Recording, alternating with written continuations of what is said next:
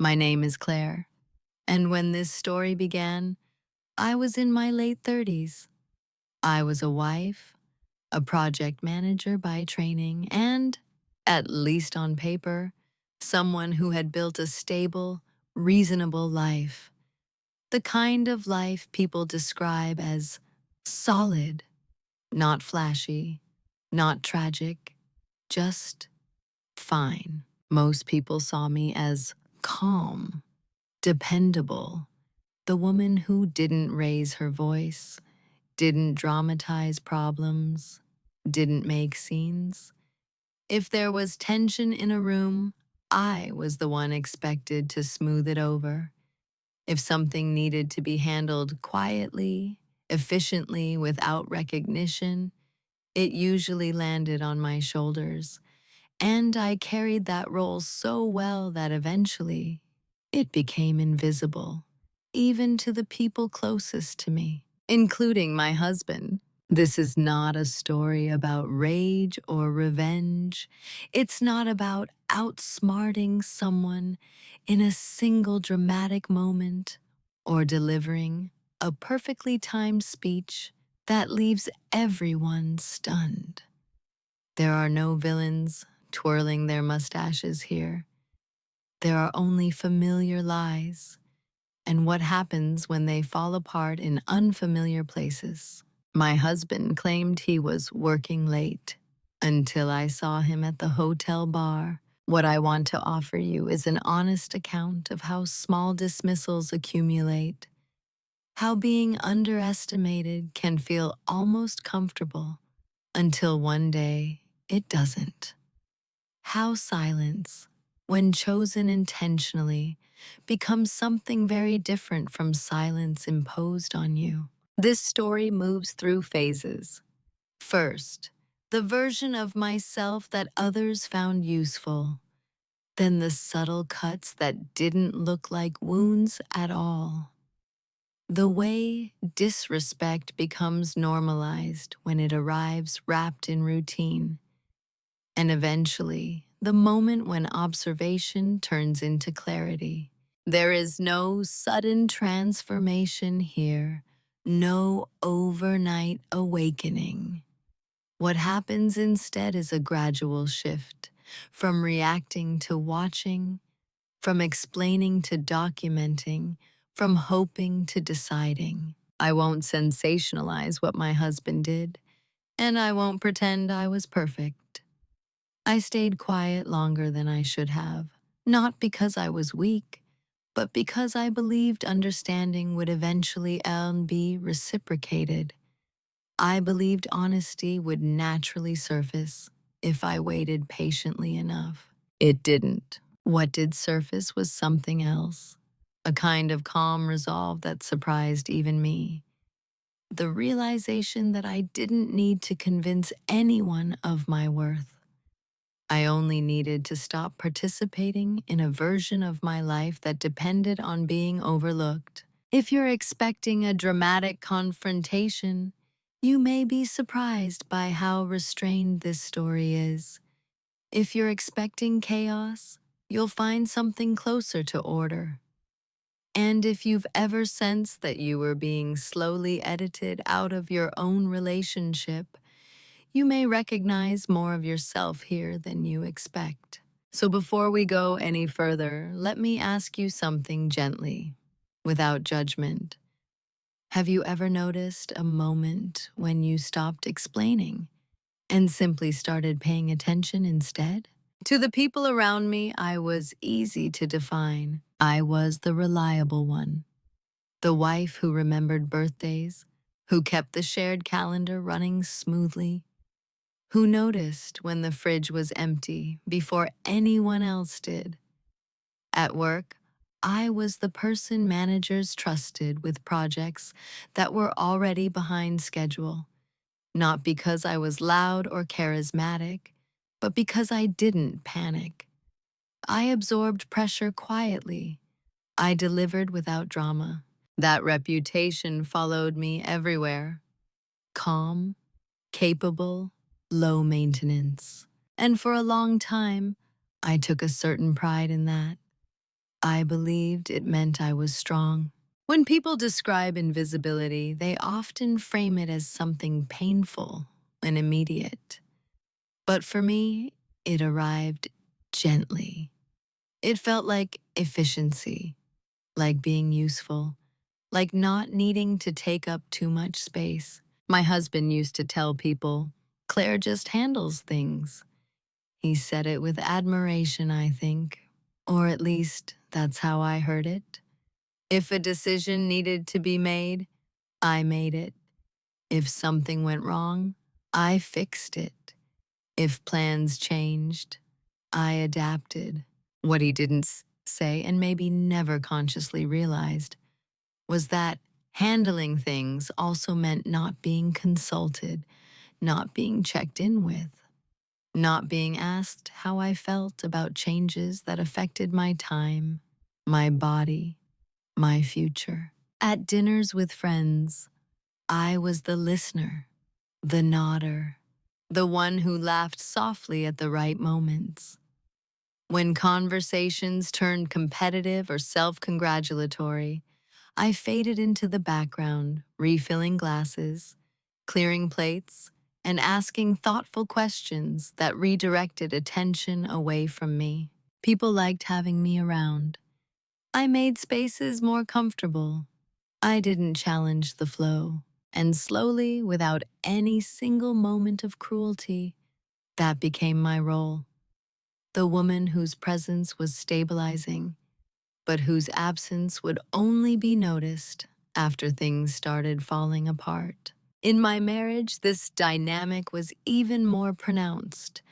My husband was not unkind. That's important to say. He wasn't explosive or openly dismissive. He simply assumed continuity, that I would always be there, always available, always understanding. If he worked late, I adjusted dinner plans. If he forgot an anniversary detail, I smoothed it over. If he was distracted, I told myself it was temporary. Stress, ambition, fatigue. I filled in the gaps without complaint, and over time, those gaps grew wider. What's strange is that no one ever told me directly to be quiet or small. I chose it, believing it was generosity, believing that love meant flexibility, and that partnership meant absorbing more than your share when the other person was stretched thin. The invisibility didn't feel like erasure at first. It felt like maturity. But invisibility has a cost. When you are consistently underestimated, people stop imagining your limits. They stop considering what you might notice, what you might remember, what you might one day decide. I noticed things even then, small inconsistencies, patterns in tone, the way certain explanations came too quickly, too smoothly. But I dismissed my own awareness. I told myself I was overthinking. That trust meant not interrogating every detail. After all, I was the reasonable one. Looking back, I can see how thoroughly I was categorized.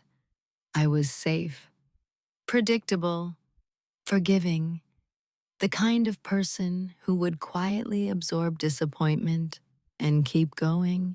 And because I fit that role so well, no one questioned whether I might also be observing, recording, learning. No one considered that being underestimated is not the same as being unaware. At that stage of my life, I wasn't plotting anything. I wasn't waiting for proof or planning an exit.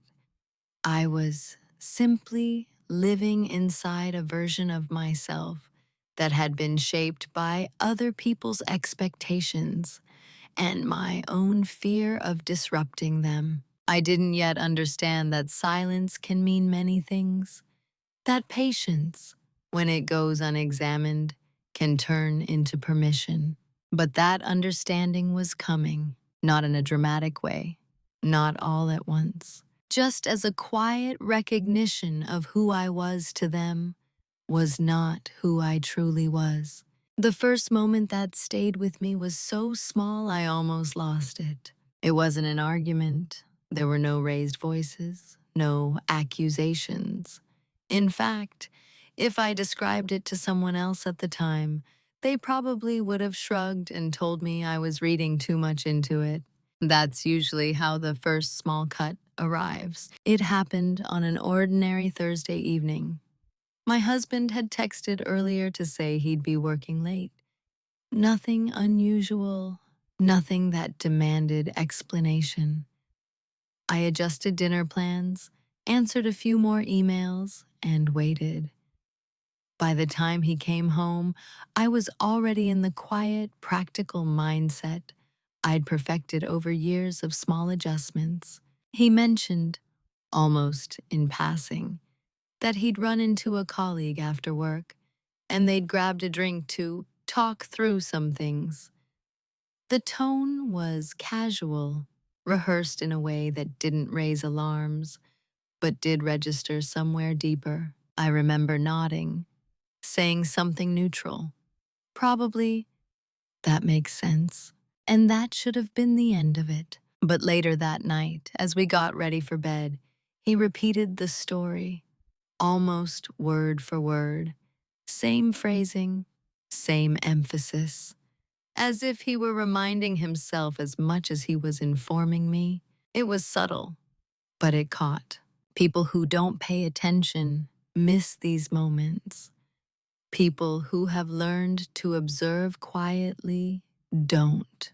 What stayed with me wasn't suspicion. It was the feeling of being managed, of information being delivered not to connect, but to close a loop, to prevent questions before they form. Still, I did nothing with that awareness. I didn't confront him. I didn't even label it as dishonesty. I told myself he was tired, that repetition meant stress, not strategy. The cut was not the story itself. It was the assumption behind it, that I would accept the explanation without curiosity, without follow-up, without memory. A few days later, it happened again. A change in plans was explained quickly and smoothly, a detail offered before I'd asked. And again, everyone else around us, friends, family, coworkers, accepted it at face value. Why wouldn't they? He was consistent, pleasant, confident, and I was quiet. I began to notice how often explanations arrived prepackaged, how rarely I was invited into decisions before they were already made, how often I was informed rather than included. None of it was dramatic enough to justify confrontation.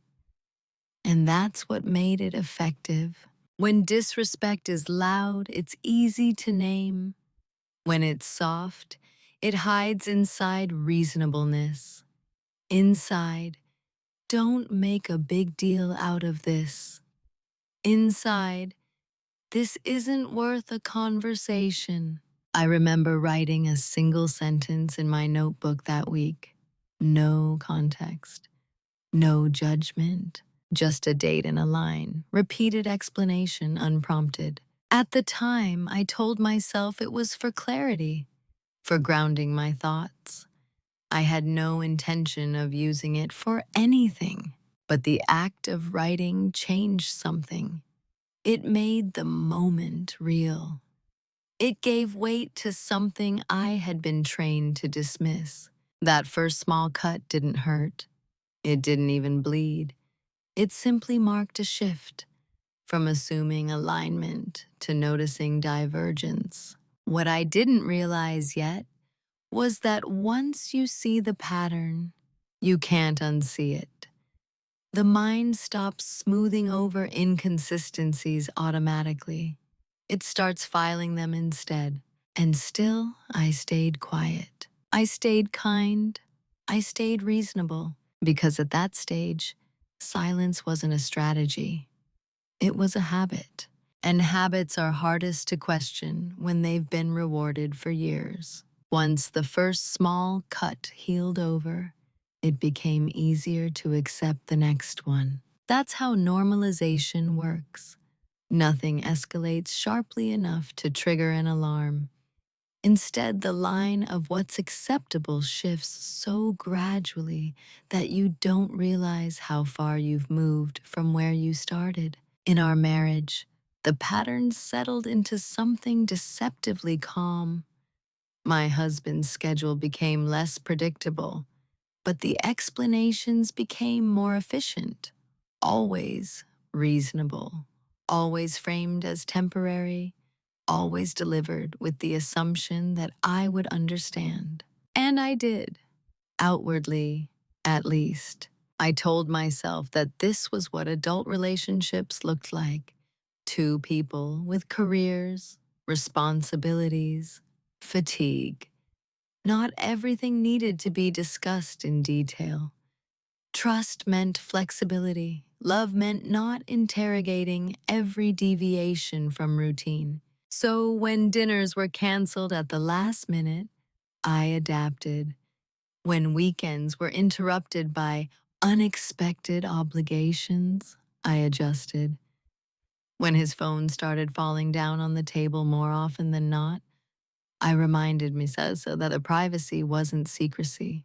Each time I smoothed over a moment of discomfort, I felt a quiet sense of maturity, of being the bigger person, of not creating conflict where none was explicitly declared. But beneath that surface, something else was happening. I was learning to anticipate explanations before they arrived. I could predict the tone, the phrasing, even the pauses.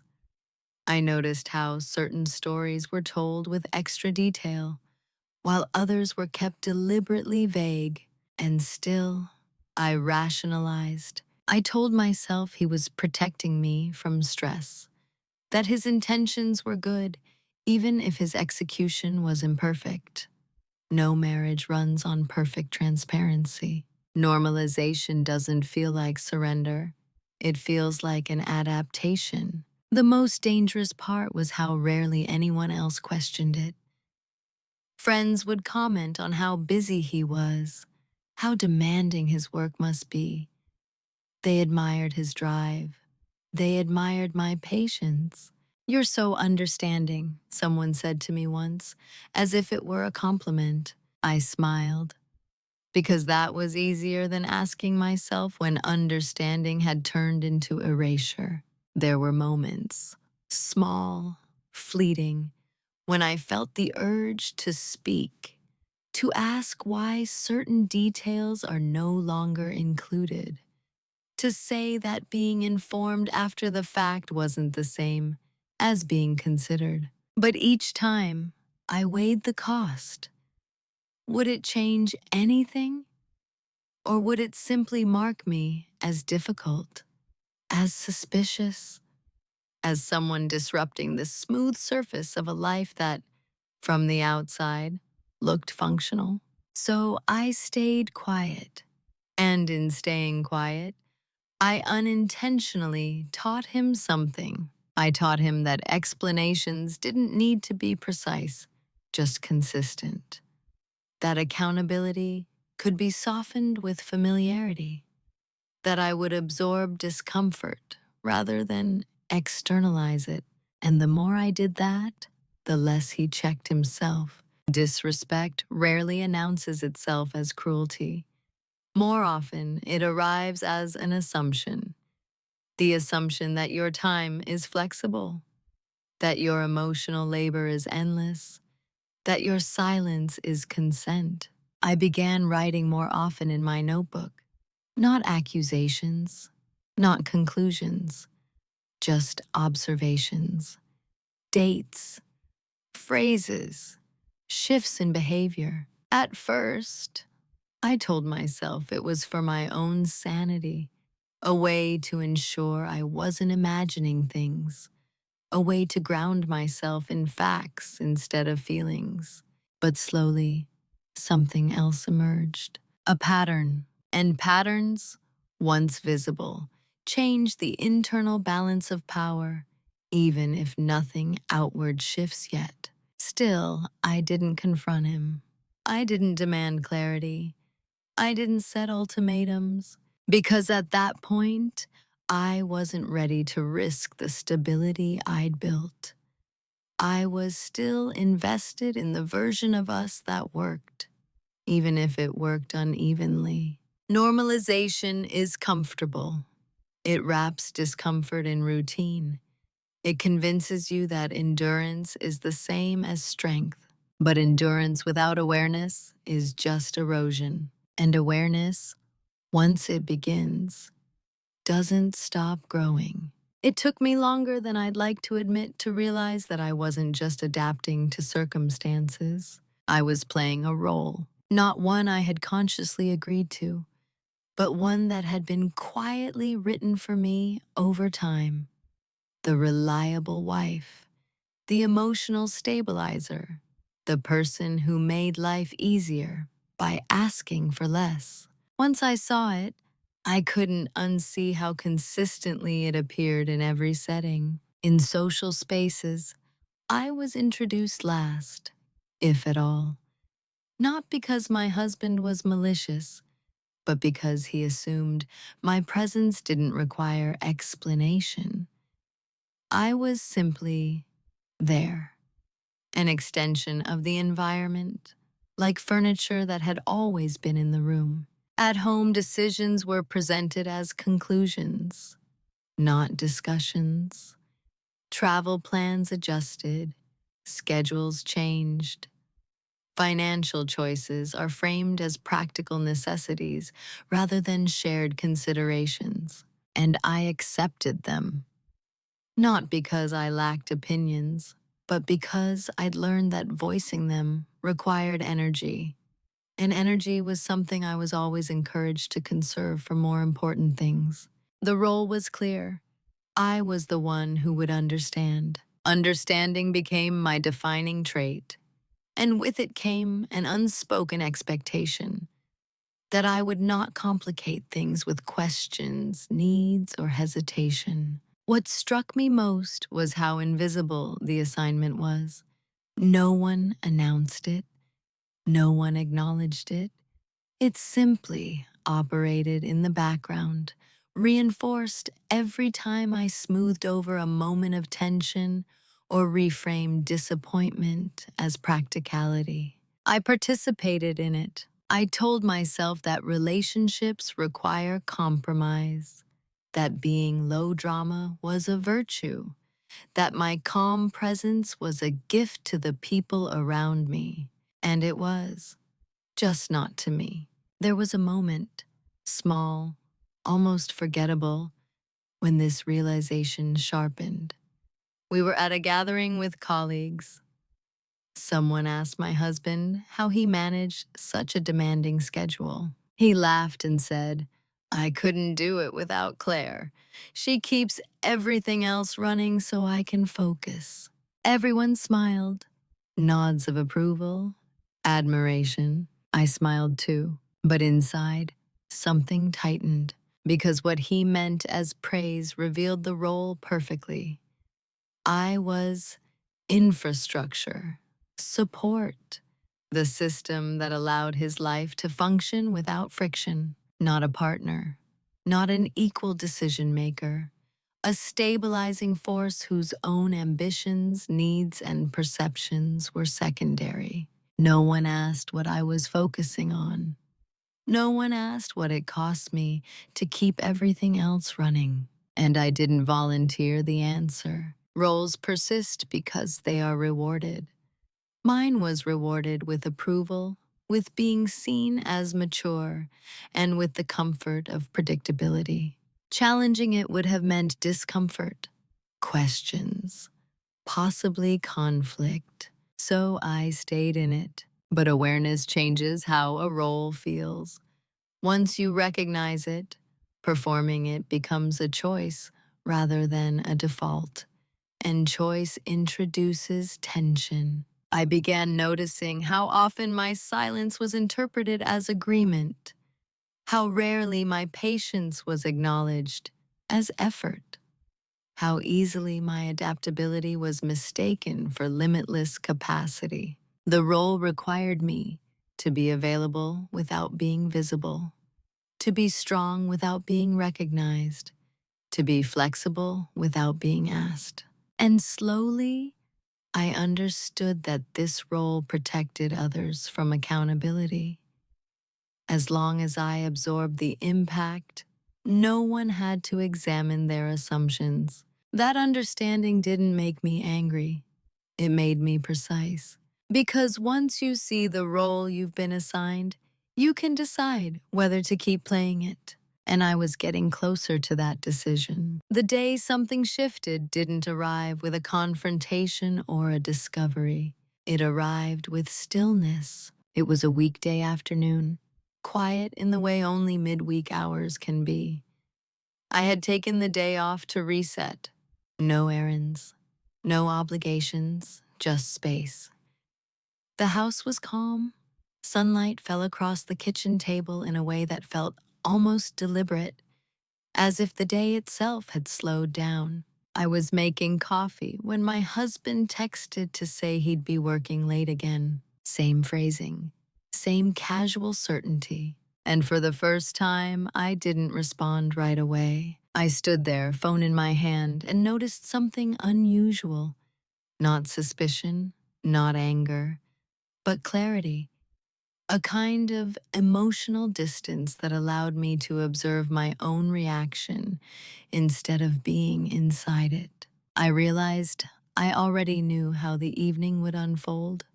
Dinner adjusted, a brief explanation later, a familiar rhythm, and suddenly that predictability felt heavy. Not because it was dramatic, but because it was complete.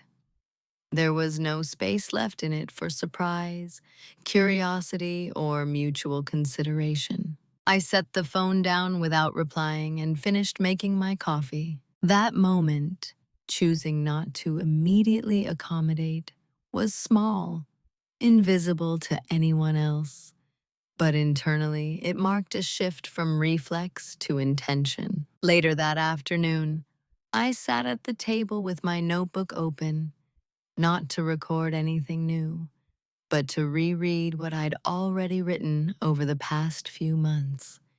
Dates, patterns, repeated phrases, missed moments. Seeing it all together was different from noticing things one at a time. It wasn't evidence of betrayal. It was evidence of an imbalance. And imbalance, when sustained long enough, becomes a decision, whether you consciously make it or not. What shifted that day was my relationship to silence. Before, silence had been something I defaulted to in order to keep the peace.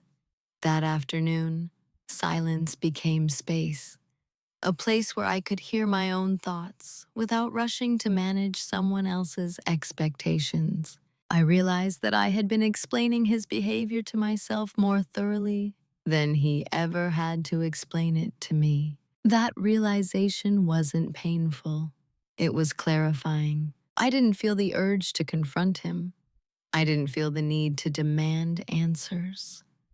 What I felt was a quiet certainty that something had already changed, and that trying to force a conversation would only pull me back into a dynamic where I did all the emotional work. That evening, when he came home later than usual, he offered the same smooth explanation. I listened. I nodded. But I noticed something else: how little it affected me. The shift wasn't in his behavior. It was in my internal orientation. I was no longer reacting. I was observing. And observation creates distance. Distance creates choice. I went to bed that night without the familiar undercurrent of unease. Instead, there was a calm resolve I didn't yet have words for. I understood that I didn't need proof to change my posture. I didn't need a dramatic revelation to justify paying attention. The shift was not about catching him. It was about reclaiming myself. From that day forward, silence was no longer something that happened to me. It was something I chose. When silence becomes a choice, it feels different in the body. It's no longer heavy or constricting. It doesn't sit in your throat, waiting to be swallowed. Instead, it settles lower, steady, deliberate, grounded. After that quiet shift, I stopped filling gaps automatically, not in a noticeable way. I didn't change my tone or my routines.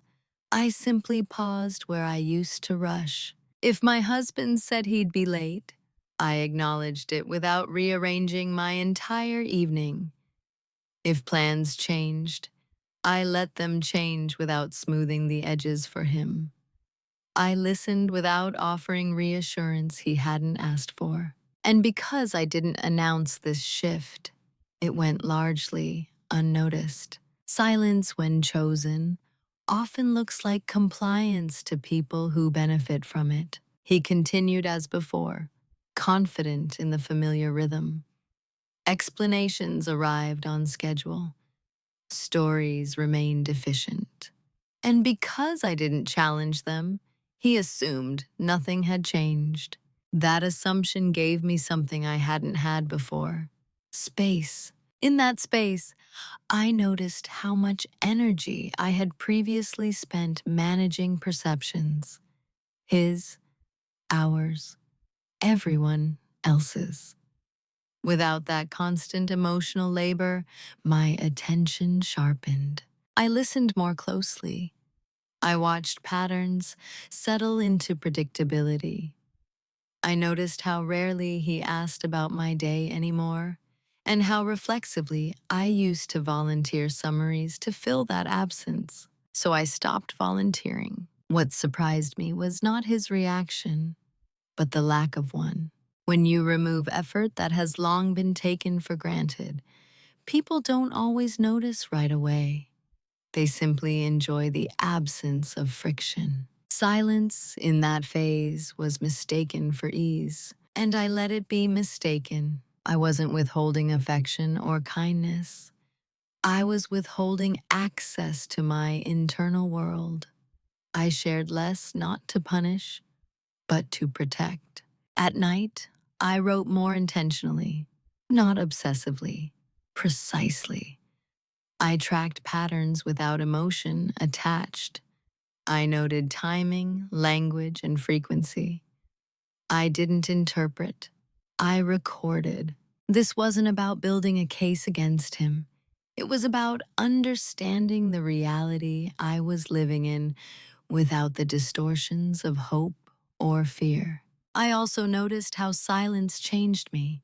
Without the need to explain myself constantly, my thoughts became clearer. My boundaries, previously blurred by accommodation, began to take shape. I wasn't planning anything yet. I was simply refusing to interrupt my own awareness. From the outside, I remained the same: calm, supportive, low drama. The role still fit me well enough that no one questioned it. But internally, I had stepped out of it. Silence had become a tool, not a shield. And like all tools, its power depended on how intentionally it was used. The most important thing I learned during that period was this: people reveal more when you stop helping them manage the narrative. By not reacting, not reassuring, not filling silence with understanding, I allowed space for consistency, or the lack of it, to emerge naturally. And it did, quietly. What they never noticed was not what I discovered. It was how I prepared. There's a difference between reacting to information and positioning yourself around it. Most people assume preparation looks like secrecy or tension: furtive glances, sudden changes, emotional volatility. But real preparation is often invisible because it doesn't disrupt anything on the surface. I didn't suddenly become colder. I didn't withdraw socially. I didn't ask pointed questions or check phones or demand timelines. I simply stopped assuming. And in that absence of assumption, clarity had room to grow. I began to see our life as a system instead of a story. Who handled what? Who benefited from which silences? Where dependencies existed and where they didn't. I noticed that I already managed more than I realized. Household logistics, long-term planning, shared finances, and even emotional pacing. None of it was hidden. It just wasn't acknowledged. So I began documenting with intention, not to trap him, not to expose him, but to ground myself in reality. Dates, transactions, schedules, small discrepancies, patterns of explanation versus behavior. I didn't interpret meaning. I tracked consistency. Over time, the consistency spoke for itself. What surprised me most was how little effort this took once I stopped minimizing my awareness. I had always been observant. I had simply been using that skill to maintain harmony rather than to understand my position. At the same time, I began quietly reinforcing my independence, not in a dramatic way, but structurally. I revisited accounts I hadn't looked at closely in years. I reviewed documents I'd signed automatically because trust had made scrutiny feel unnecessary. Nothing alarming surfaced immediately. What surfaced instead was an imbalance. I realized how often my trust had been used as a shortcut. How many decisions had relied on my predictability. How little redundancy there was in his understanding of the life I managed. And still, no one noticed, because from the outside, nothing had changed. I continued to show up. I continued to be polite, present, and functional. I laughed at appropriate moments. I participated just enough to maintain continuity. That's the thing about quiet preparation. It doesn't announce itself.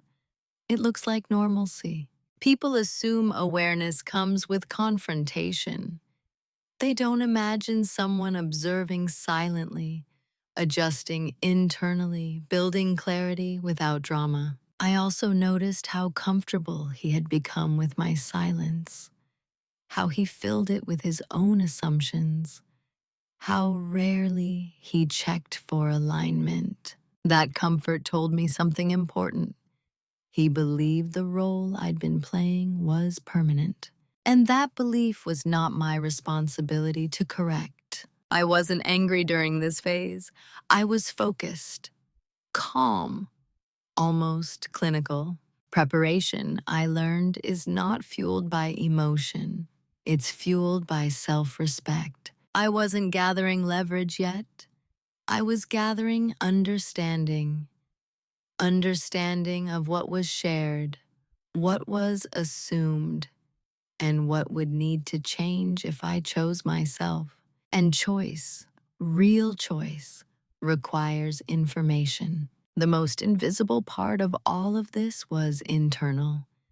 I began imagining futures that didn't revolve around maintaining balance for someone else. Futures where my calm wasn't used as infrastructure, but as preference. I didn't commit to anything. I just allowed myself to imagine options. That alone shifted something fundamental, because once you see options, staying becomes a decision rather than an inevitability. And that, more than anything, was what they never noticed. They never noticed that I had stopped asking, how do I make this work? And started asking, what do I actually want? By the time the truth began to surface, I was no longer scrambling to understand it. I was already positioned to respond. The private reveal didn't come with shock. That's what surprised me most. When it happened, I didn't feel the rush of adrenaline people describe, the racing heart, the sudden heat behind the eyes. What I felt instead was recognition, a quiet alignment between what I had already sensed and what was now undeniable. It happened on a night I hadn't planned to go out. My husband had said he'd be working late again. Same phrasing, same casual certainty. I had already adjusted my expectations, not my schedule, just my assumptions. A friend texted last minute asking if I wanted to meet for a drink downtown. I hesitated, then agreed. Not to escape anything, just to step into a different space for an hour. The hotel bar wasn't unusual. It was the kind of place people used for business meetings, quiet conversations, and anonymity. Soft lighting, neutral music, a room designed for people who didn't want to be remembered. I arrived early and sat at the bar facing the mirror behind the shelves. I ordered something simple and let my mind stay neutral. And then I saw him, not through dramatics, not through coincidence, engineered by fate, just through reflection. He was seated a few stools away, angled slightly away from me, his posture relaxed in a way I hadn't seen at home in months. He wasn't alone. The interaction wasn't loud or explicit. It didn't need to be. What mattered was not who he was with. What mattered was where he was, and the fact that he had told me, clearly, casually, that he was somewhere else. Time didn't slow down. My chest didn't tighten. I didn't feel betrayed in the cinematic sense. I felt calm, because this wasn't a revelation in the way people imagine revelation. It was confirmation. I didn't confront him. I didn't leave abruptly. I didn't even change my expression. I finished my drink, paid, and walked out without being seen. In the car, I sat for a few minutes before turning the key. Not to cry, not to scream, just to let the reality settle without interpretation. I didn't need to decide anything that night. That was the power of preparation. At home later, he arrived when he said he would. He offered an explanation consistent with the one he'd already given me. I listened. I nodded. I didn't interrupt. He didn't know that the story had already collapsed. Not because it was dramatic, but because it no longer aligned with reality. That night, I wrote in my notebook with unusual steadiness. Not about him, about me. I wrote down what I now knew for certain, that my silence had been mistaken for absence, that my awareness had been underestimated, that honesty had been replaced by convenience. There was no satisfaction in that knowledge, no sense of victory, only clarity. The private reveal wasn't about catching him in a lie. It was about seeing myself clearly within the situation. I understood then that the relationship I thought I was preserving no longer existed in mutual form. It had become a structure supported by my flexibility and his assumptions. And structures like that don't collapse loudly. They simply stop being worth maintaining. I slept deeply that night, because nothing hurt, but because nothing was unresolved. The decision point did not feel urgent. There was no internal countdown, no pressure to act quickly before something slipped away. In fact, what defined that moment was the absence of panic. I wasn't deciding under emotional duress. I was deciding based on stability. That changed everything. For days after the private reveal, I did nothing differently. I went to work. I answered emails. I made dinner when I felt like it, and didn't when I didn't. From the outside, Continuity remained intact. Internally, I was standing at a crossroads I hadn't allowed myself to see before. I understood, with surprising clarity, that I had multiple options. I could confront him immediately, armed with what I knew. I could demand explanations, apologies, and reassurances. I could push for transparency and hope that remorse would rebuild something salvageable. I could also stay silent and continue observing, letting the situation unfold further until it reached a point of undeniable exposure. Or I could choose something else entirely. For the first time, I evaluated these options without prioritizing his comfort, without imagining how each path would affect his stress, his reputation, and his sense of stability. I centered myself instead. What did I want? Not emotionally, but structurally. I realized I didn't want to manage another repair cycle. I didn't want to become the investigator, the monitor, the keeper of renewed promises. I didn't want a version of honesty that only arrived once it was cornered. And I didn't want revenge. What I wanted was alignment between what was said and what was done, between who I was and how I lived. That alignment no longer existed in my marriage. The irreversible option wasn't dramatic. It didn't involve exposing him or dismantling his life. It involved quietly choosing myself in a way that couldn't be undone. I decided I would not confront him first, not because I was afraid, but because confrontation would center him. His explanations, his reactions, his version of events. I had spent too long orienting myself around that. Instead, I chose to move forward as if my awareness was sufficient grounds for change. That decision felt clean. It didn't require permission or validation. It didn't depend on his acknowledgement. It simply required follow through. I began preparing for a future that assumed honesty was not forthcoming and adjusted accordingly. This was the point of no return. Not because something dramatic happened, but because my internal contract shifted. I was no longer waiting to be met halfway. I was already walking. And once you take that step, not in anger, not in haste, but in calm certainty, there is no version of the past that can pull you back. Moving in silence doesn't look like secrecy. It looks like normalcy. That was the most disorienting part, not just for him, but for me. I was making decisions that would reshape my life, and yet my days remained outwardly unchanged. I still went to work. I still answered messages. I still participated in conversations that skimmed the surface of a marriage already loosening beneath my feet.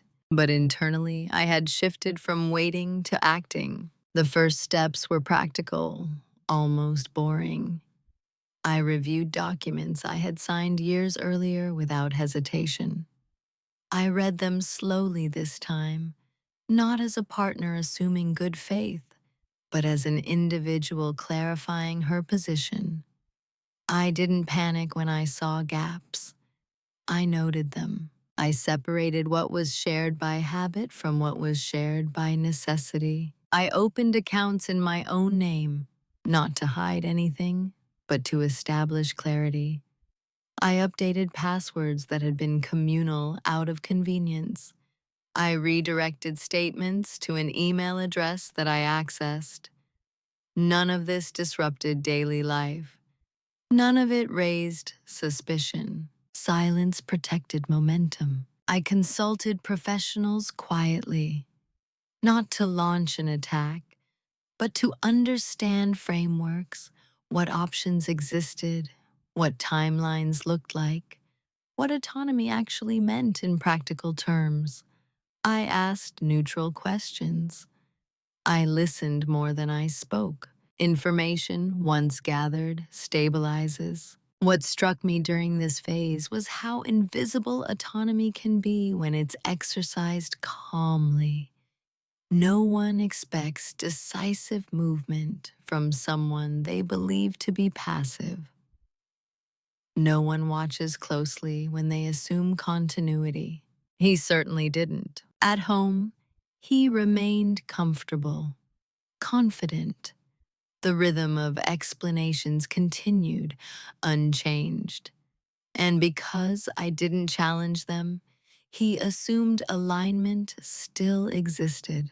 That assumption was not my responsibility to correct. I also began disentangling emotionally, not by withdrawing warmth, but by withdrawing investment. I stopped imagining shared futures. I stopped adjusting my inner world to accommodate his unpredictability. This wasn't punishment, it was accurate. I noticed how much mental energy that freed. Without the constant recalibration, without the subtle bargaining I'd been doing with myself for years, I felt lighter, clearer, more present. Moving in silence meant I didn't announce my boundaries. I simply honored them privately. I chose what I would and would not absorb, what I would and would not explain, what I would and would not plan around. And because this shift was internal first, it was difficult for anyone else to detect. Silence is often misunderstood as hesitation, but this was not hesitation. It was execution. Each step reinforced the next. Each clarification reduced ambiguity. By the time I felt ready to let consequences emerge, the foundation was already set. There was no rush, no drama, just steady movement toward a life that no longer depended on being underestimated. And that, I realized, was its own kind of power. Consequences rarely announce themselves. They don't arrive with accusations or confrontations. More often, they begin as subtle absences, things that used to be there, quietly gone. For my husband, the first consequence was confusion. Not an alarm, not panic, just a vague sense that something was off. I noticed it in the way he paused before asking certain questions, as if recalibrating what he could assume. In the way he hesitated when plans changed, waiting for me to smooth the transition as I always had. And when I didn't, he adjusted, slightly awkwardly. At first, he interpreted my change as fatigue, work stress, maybe. A phase, something temporary that didn't require engagement. That interpretation suited him. But over time, the effects accumulated. Logistics that I had always managed seamlessly now required his attention. Details he had never needed to remember suddenly surfaced as problems, not crises, just friction. The kind of friction that makes you realize how much someone else has been compensating. He began to feel the loss before he understood it. I didn't point it out. I didn't frame it as a consequence. I simply stopped preemptively resolving things that weren't mine to carry. Silence did the work. Emotionally, the shift was even more pronounced. I was still kind, still polite, but I was no longer absorbing uncertainty for him. When explanations arrived, I acknowledged them without reassurance. No, that's okay. No, I understand. No emotional cushioning. At first, he mistook this neutrality for acceptance. But neutrality, when you're used to reassurance, feels hollow. He started asking questions, not about my feelings, but about logistics, about schedules, about availability, about assumptions that no longer hold. And each time I answered honestly, but minimally. The absence of emotional labor created a vacuum he wasn't prepared for. The consequences weren't punitive, they were structural. He was encountering the natural result of no longer having an invisible stabilizer smoothing his path. What surprised me was how little satisfaction I felt. This wasn't vindication, it was confirmation. Confirmation that the balance had always been uneven. That my silence had been doing more work than anyone realized. Friends began to notice small things too. Nothing they could name, just a shift in dynamic, less ease, less predictability. No one blamed him. No one blamed me. They simply sensed that something had changed, and I let them sense it. The most telling moment came when he said one evening, "You've been really quiet lately." It wasn't an accusation. It was an observation tinged with uncertainty. I met his gaze and said calmly, "I've been listening." That was all. The consequences had begun, not because I had done something to him, but because I had stopped doing something for him. And once that shift occurs, there is no clean way back to the old equilibrium. By the time he sensed real danger, the window for fixing things had already closed. Not because I was unforgiving, but because I was finished negotiating with Psal. The shift in him came gradually. First, as attentiveness, he asked more questions, offered small gestures, checked in about plans in a way that felt unfamiliar, almost rehearsed. It might have worked once, but timing matters more than intention. What he didn't understand was that his sudden presence wasn't reassuring. It was disorienting. It highlighted how optional I had been before, how easily attentiveness had been withheld until something changed for him. He began to sense distance and responded the only way he knew how, by trying to restore comfort.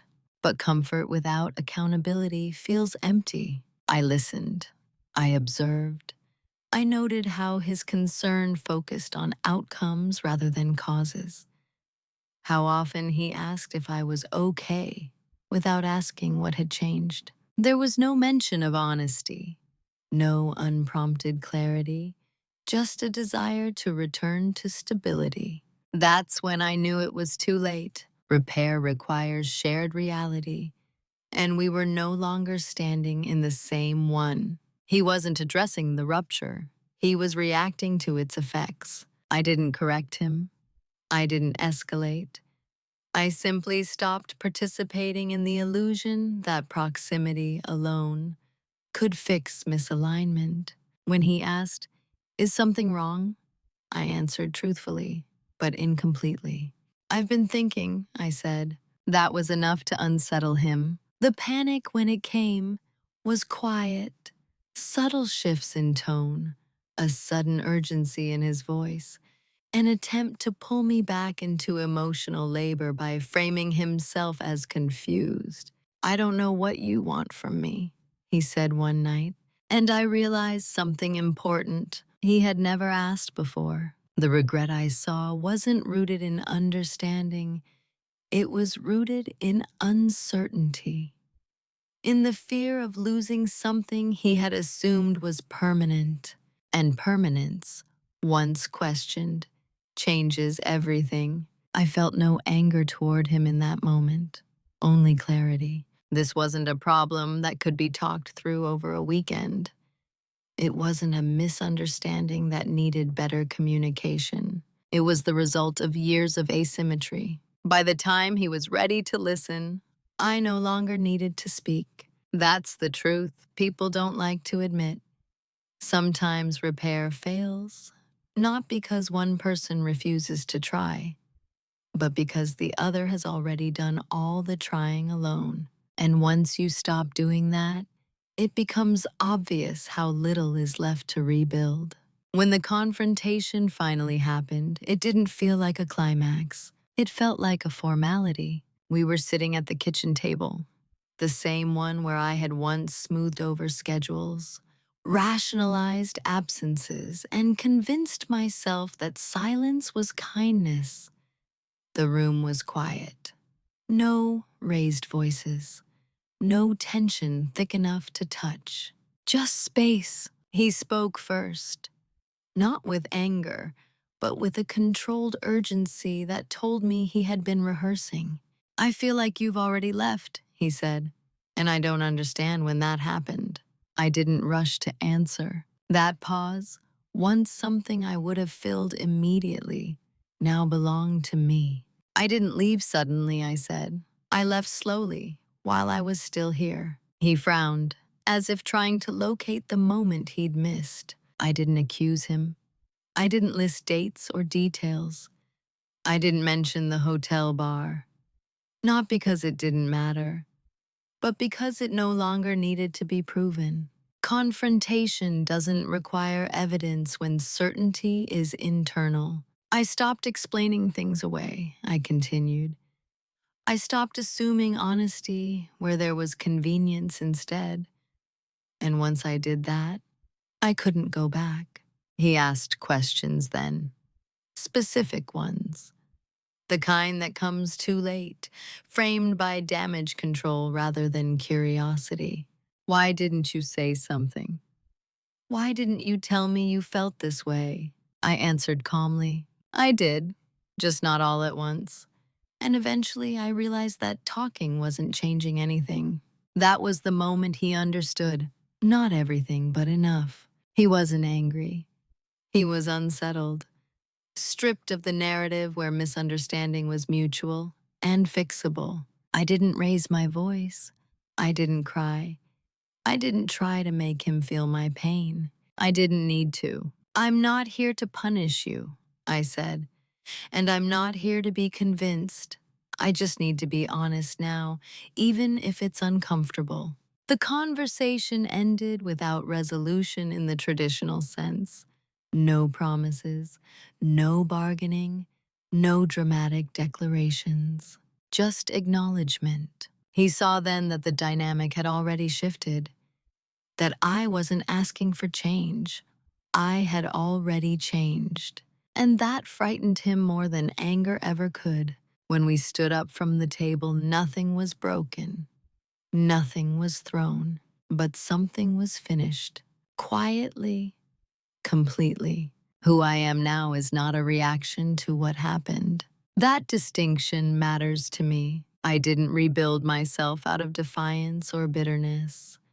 I didn't reinvent my life to prove a point. What emerged after everything settled was quieter than transformation stories usually are, but far more stable. I am still calm, still reflective, still someone who notices patterns before they're obvious. But I am no longer invisible to myself. The biggest change is not external. It's not in how I dress, where I live, or how I speak.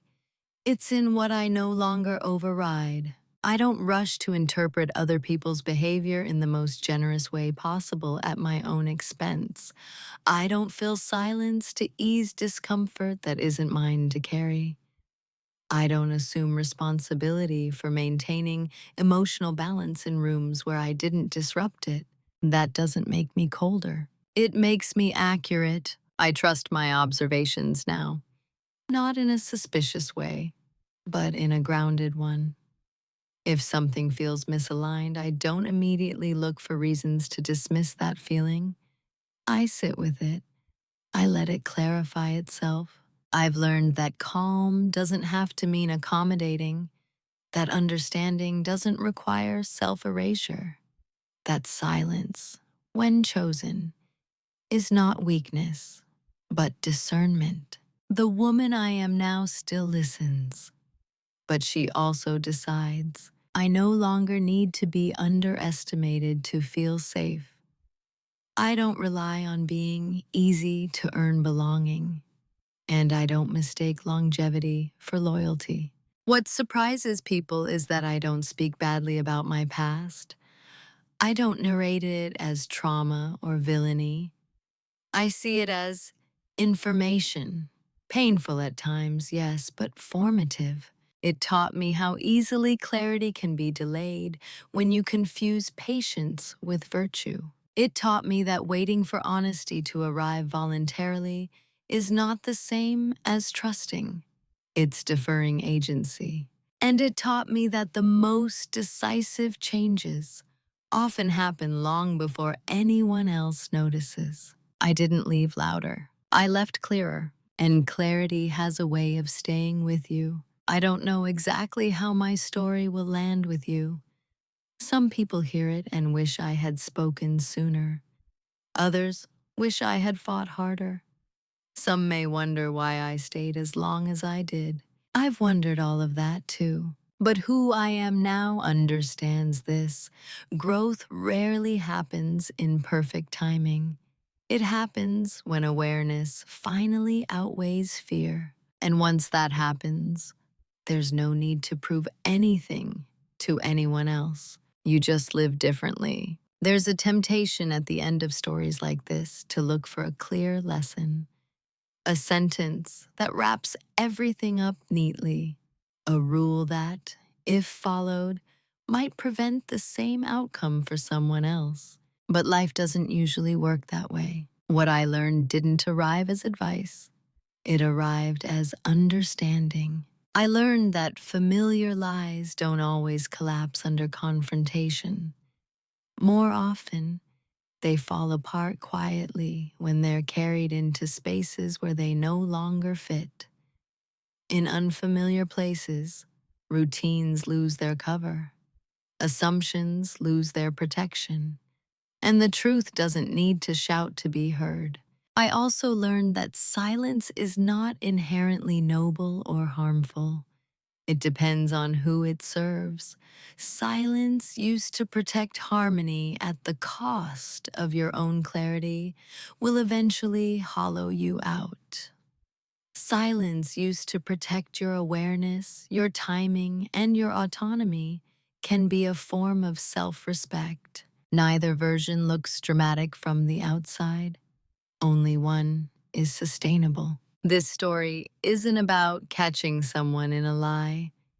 It's about what happens when you stop explaining away patterns that ask you to disappear. When you stop translating someone else's convenience into your responsibility. There was no single moment that destroyed my marriage. It was undone by accumulation, by small choices repeated without reflection, by assumptions left unchallenged, by patience that went unreciprocated. And it was ended not with anger, but with accuracy. If there's a moral here, it's not leave sooner or confront harder. It's this: pay attention to what you normalize. Pay attention to what you excuse in the name of love or peace or maturity. Because over time, those excuses don't just protect the relationship, they shape your identity within it. And if you begin to feel smaller, quieter, or less real in order to keep things running smoothly, that feeling deserves your attention. Not panic, not blame, just honesty. I don't share this story to warn you away from relationships or to tell you how to live. I share it because many of us are taught that endurance is a virtue and that clarity is cruelty. It isn't. Clarity is kindness, especially to yourself. So I'll end with a question. And I'd genuinely like to hear your thoughts in the comments. Have you ever realized, quietly and without drama, that something in your life had already ended long before anyone acknowledged it out loud? If you have, you're not alone.